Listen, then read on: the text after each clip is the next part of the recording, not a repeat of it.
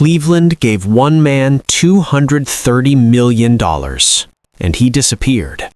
Now there's a rookie with his father's bloodline, his legendary number back on his chest, and absolutely nothing left to prove. Who starts? Cleveland.com on Todd Monken's introductory press conference day. Well, of course, everything always comes back to the quarterbacks, so just wanted to talk a little bit about what might happen here in the quarterback situation. In the room, he's got Deshaun Watson, Shedeur Sanders, and Dillon Gabriel. I think the next step for him is to dig into the film and see what he's got. Now, he knows, as the Browns have said, that Shedeur Sanders is a work in progress. They know it's going to take some development and a little bit of time.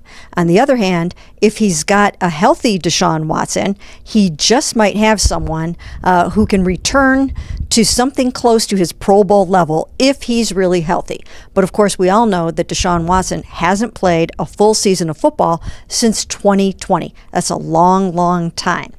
Now, the other part of this is the fact that Todd Monken will have an opportunity to let the Browns know if he feels they need to add to the room. Do they need to draft a quarterback? Do they need to add one in free agency or a trade? He will have a large say in that, and he will have an opportunity to add someone if he feels it's necessary. Now, while all of this is going on, Shedeur Sanders is in San Francisco participating in the Pro Bowl games, and he toured Radio Row today, and he said that he proved to himself that I can dominate this league. So I think he was also sending a message to everyone in the NFL, and maybe even to his coach, that he's the one that has that it factor that Todd Monken is looking for. Now, for his part, Todd Monken says the starter is to be determined. He's excited about Shedeur. He's excited about Deshaun. We'll have to see where this all lands. I expect to see a better Shedeur if we do see a Shedeur. Absolutely. You want to know why? That's going to happen. Look, Shedeur, for the very first time in his life, for the Cleveland Browns in the National Football League, was not a starting quarterback on his team. Mm-hmm. Forever. So whether it was Pee Wee football, Pop Warner, middle school, high school, college, he goes to Jackson State. He's the starting quarterback from his very first snap of college football. He's never been a backup, Acho. He's never had to sit there. He's never not got the first team reps in practice. He's never had to deal with that. And all he did was... What if I told you the most important quarterback battle in Cleveland Browns history isn't happening on the field? It's happening right now, in a locker room, in a coaching meeting, in the mind of a young man who has never, not once in his entire life, been told to sit down and wait his turn. Shedeur Sanders has been the starter since Pee Wee football, every single level, every single team, every single season, until now. Because standing between him and that starting job is a man the Browns paid $230 million who hasn't looked like himself in 6 years. One franchise, two quarterbacks, one brutal decision. In Cleveland has been here before. Broken promises, wasted picks, shattered hopes. But this time feels different. This time something is about to change. Stay right here, because what happens next will shock you. Of the Shedeur Sanders versus Deshaun Watson incoming training camp battle, we also have G. Bush setting the record straight about the media just throwing out anything. They really don't know what's going on behind the scenes. We're going to talk about that in this video, so let's get to it. My people know it's mad dog to me, that. So once again, as I said before, Browns reporter G. Bush just exposed the Browns media for just throwing out any type of topic at us when it comes to what the Browns are going to do in this incoming 2026 football season. You have to be very mindful of the content you guys watch when it comes to this, because you have people that know what they're talking about, and then you have people that don't. You have a civil war that's going on that G. Bush will explain for you guys as well. But before we get into all that, NFL insider Cameron Wolf just gave us insights of the upcoming training camp battle. It is going to be a Shedeur Sanders versus Deshaun Watson battle, not a Ty Simpson and all that other BS you guys been hearing. Another open competition in Cleveland with Deshaun Watson and Shedeur Sanders in particular. Todd Monken, new head coach there, very excited to be able to coach those guys. And look, both players are very different, but they're both playmakers. And there's a lot of excitement in Cleveland about a head coach that will allow them to do exactly what they do. Shedeur last year. for better and for worse. Like, we saw College Shedeur in the fact that College Shedeur was able to make the deep passes to Isaiah Bond. He comes in his first legitimate start versus the Raiders, and he finds Isaiah Bond for a 53-yard pass. He rolls right, extends a play, finds Jerry Jeudy for a 33-yard completion before Jerry Jeudy fumbles. We saw College Shedeur last year. The problem is, we saw College Shedeur last year hold on to the ball, take a little too many sacks. Hold on to the ball against San Francisco 49ers, takes a little too many sacks. Those jump balls versus the Tennessee Titans, if I'm not mistaken. Imagine this. You are a young quarterback. You have never, not once in your entire life, sat on the sideline waiting for your turn. Not in Pee Wee football, not in middle school, not in high school, not at Jackson State, not at Colorado. Every single snap, every single drive, every single season, you were the guy. Then one day, the Cleveland Browns draft you, and for the first time in your life, you are not the starter. That moment right there, that is where the Shedeur Sanders story really begins. But here's the twist nobody's talking about. The man standing in his way isn't just some backup, some placeholder, some journeyman holding a clipboard. No, the man blocking Shedeur Sanders from that starting spot is Deshaun Watson, a quarterback who was once considered a top 2 talent in the entire NFL, a man the Cleveland Browns gave $230 million to. And right now, both of their careers are on the line. One fight, one city, one job. This is the QB1 battle that could change Cleveland forever. Before we get into what happens next, and trust me, you do not want to miss what's coming, you need to understand something important. This is not just a quarterback competition. This is about identity. This is about legacy. This is about a city that has been broken, rebuilt, and broken again by the quarterback position more times than any fan base deserves. And right in the middle of all of it, a jersey number. Yeah, a jersey number. Stay with me, because this detail matters more than you think. Shedeur Sanders is the son of NFL legend Deion Sanders. He grew up with football in his blood, his bones, his DNA. By the time he got to Jackson State and then Colorado, he was already playing like a man who had been here before. Cool under pressure, sharp with his reads, connected with his receivers. He came into the Cleveland Browns last season as a rookie. The first time in his life he was not handed the keys on day one. He had to earn it. He had to wait. He had to watch. And when he finally got his shot, he showed flashes, real ones.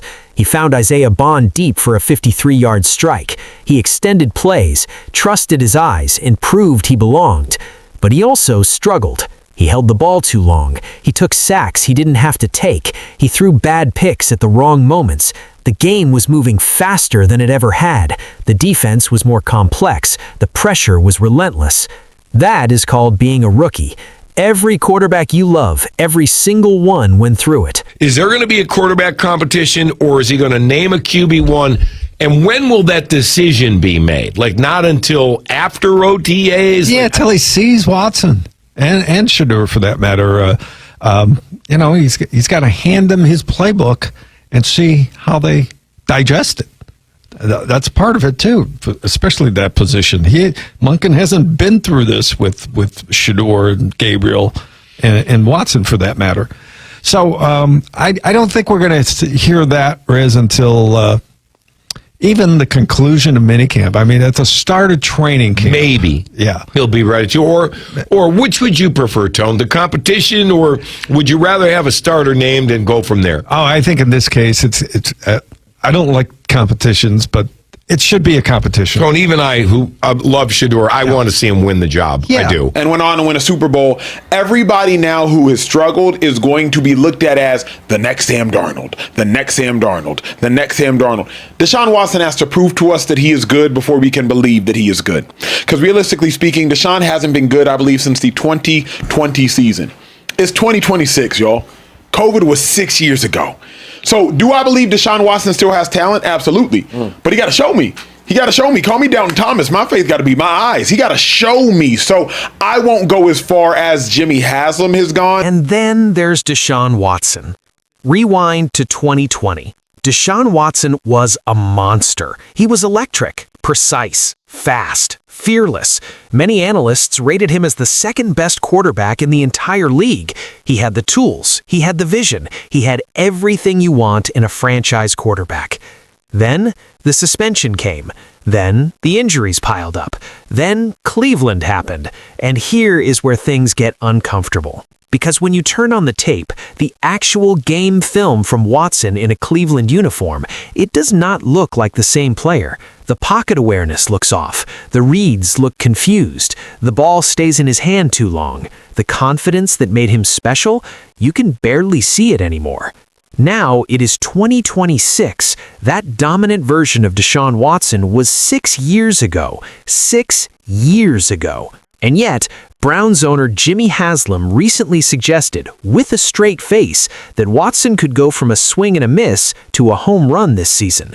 He even compared Watson's situation to Sam Darnold. Yep, Sam Darnold. Now here is where it gets really interesting, and a little dangerous, because Sam Darnold did something nobody expected. He went from being written off completely, bounced from team to team, mocked and dismissed, to winning a Super Bowl championship. And ever since that moment, a new narrative has taken over the NFL. Every struggling quarterback is the next Sam Darnold. Every broken career is just one good situation away from a comeback. But here is the cold truth that people are afraid to say out loud. Just because one person wins the lottery does not mean you should spend your savings on tickets. Watson has not looked good since 2020. Justin Fields has struggled as a passer for most of his career, and yet here we are, invoking the Sam Darnold story like it is a magic spell that can fix everything. This is the environment Shedeur Sanders is walking into. A franchise grasping for hope, an owner holding on to a $250 million investment, a fan base that has been burned so many times they're numb to it, and a rookie, now a second-year player, who has never needed anyone to believe in him before, because he always believed in himself. He's right. You know what people don't realize, bruh? And Deion said it. Look good, feel good, play good. You play good, they pay good. That jersey number means something. Ask Shady. Shady wasn't always 2'5". Trivia question. Everybody don't know. Shady came into the league. Let me tell my story. Go ahead, tell your story. Okay, so first of all, the jersey does matter. It does. I had a chance to wear number 29. I couldn't even. I didn't feel comfortable. I'm making guys miss. I didn't even feel comfortable. I'm being serious. And yo, the next year I put on that 2'5". It just. Now here is the moment that might change everything. Shedeur Sanders announced he will be wearing number 2 this season. That is the same number he wore at Colorado, the same number he wore at Jackson State, the number under which he made history, the number that represents who he truly is. And people who understand sports, real ones, know exactly what that means. Think about it this way. Shady McCoy, one of the most electrifying running backs of his generation, once talked about how wearing the wrong jersey number genuinely threw off his game. When he finally put on number 25, something unlocked. The swagger came back. The instincts fired. He went on to have career-defining seasons. Look good, feel good. Feel good, play good. Play good, they pay good. Deion Sanders said it, and when your father is prime time, some things just hit different. Getting that number 2 back is not a small thing for Shedeur. It is a psychological reset, a statement to himself and to everyone watching. He is no longer the nervous rookie trying not to mess up. He is going back to the player who shredded defenses, who trusted himself, who was built for this exact moment. In this offseason, he finally has a coaching staff that believes in him. He has had a full year learning the speed of the game. His body is stronger. His mind is more settled. His connection with his receivers is growing. Here is what we know for certain. Deshaun Watson will enter this season with everything on the line. His legacy, his reputation, the franchise's faith in him, that monstrous contract hanging over everything like a storm cloud. And Shedeur Sanders will enter this season with something Watson does not have right now: momentum, growth, hunger. The people closest to this situation, the analysts, the veterans, the coaches, they are not saying Shedeur is perfect. They are not ignoring his rookie mistakes, but every single one of them is saying the same thing. The best version of Shedeur Sanders has not shown up yet, and when it does, Cleveland might never be the same. There is a reason NFL history is filled with cities that waited too long to let the right quarterback take over. There is a reason fans in Cleveland have been screaming for change season after season, draft after draft, decade after decade. And right now, in the summer of 2026, one young man is lacing up his cleats, looking down at a number 2 on his chest, and getting ready to show the world what he was always capable of. Whether Cleveland is brave enough to let him, that is the real question. The QB1 battle is just getting started, and something tells me this is the year everything changes.